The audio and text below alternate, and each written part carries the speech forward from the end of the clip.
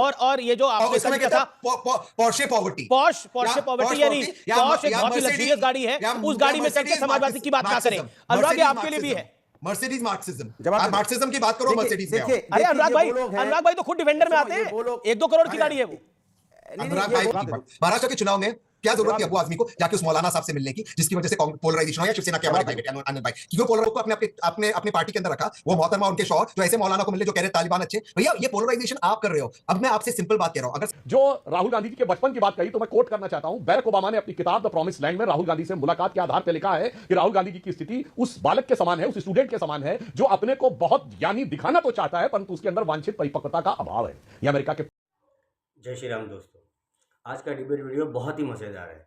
इसमें हरा कुर्ता उर्फ अनुराग भदौरिया और तहसीन पूनावाला जो कांग्रेस के सपोर्टर है, उन दोनों के बीच में बहुत बहस हो गई।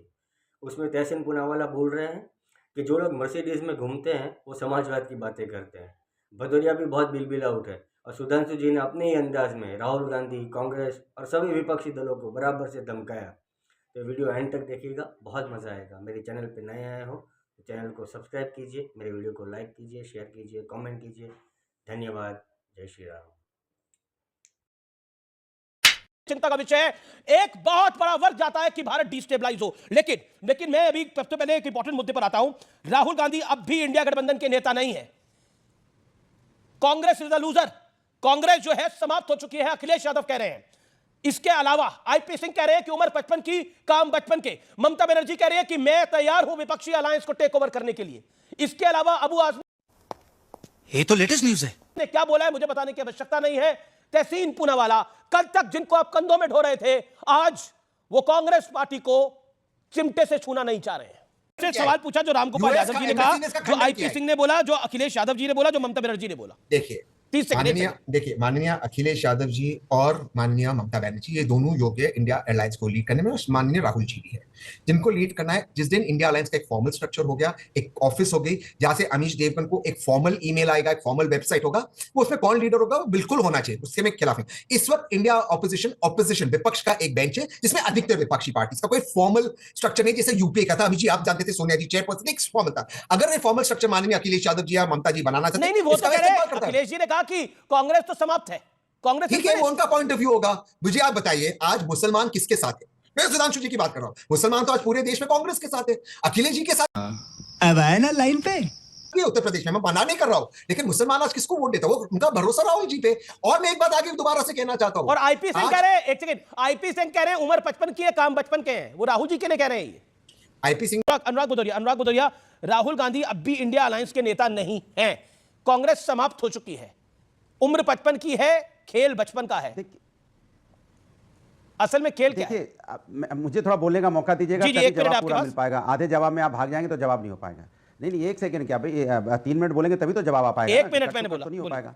सवाल है कि इस बुराई करने, अब मेरे प्रश्न का जवाब दीजिए। 1 मिनट 10 सेकंड हो गए, मेरे सवाल का जवाब नहीं आया। मैंने आईपी सिंह पर, अखिलेश यादव जी पर और प्रोफेसर रामगोपाल यादव पर सवाल पूछा।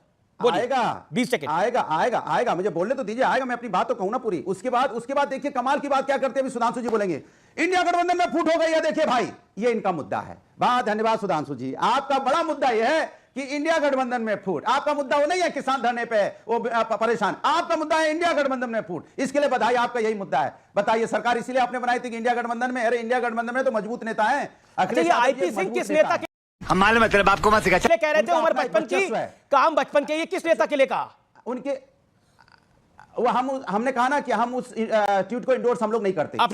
अखिलेश जी की बात को इंडोर्स करते हैं। अखिलेश जी ने बोला कांग्रेस समाप्त हो चुकी है। अखिलेश यादव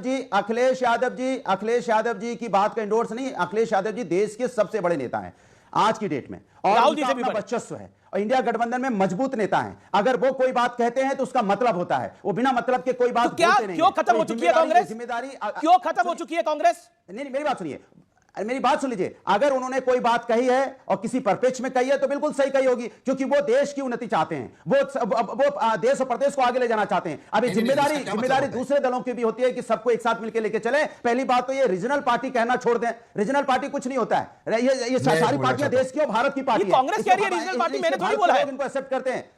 एक मिनट, मुझे कुछ कहना है। ओके, रीजनल पार्टी, एक तो तहसीन इनको रीजनल पार्टी कहना बंद करिए आप लोग।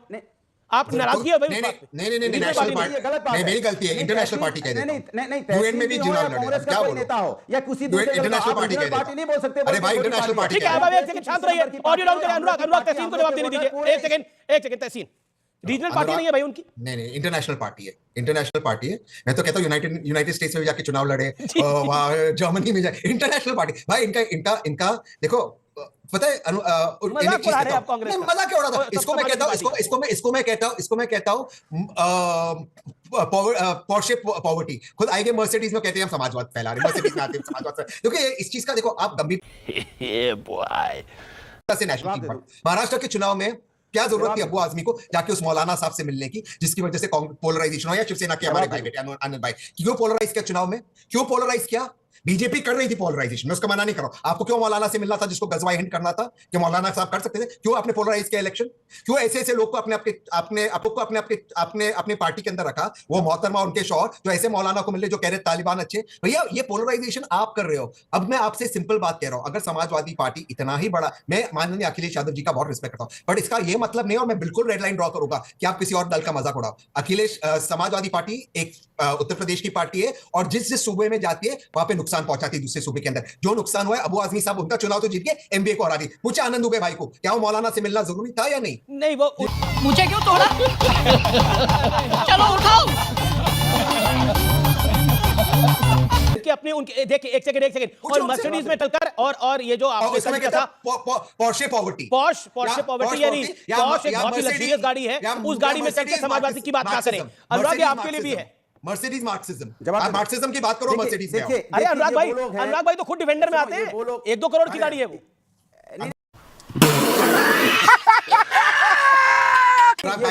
जो चाहते हैं कि समाजवादी पार्टी को उत्तर प्रदेश की पार्टी बता के हम अपने आप को बड़ा कर लें।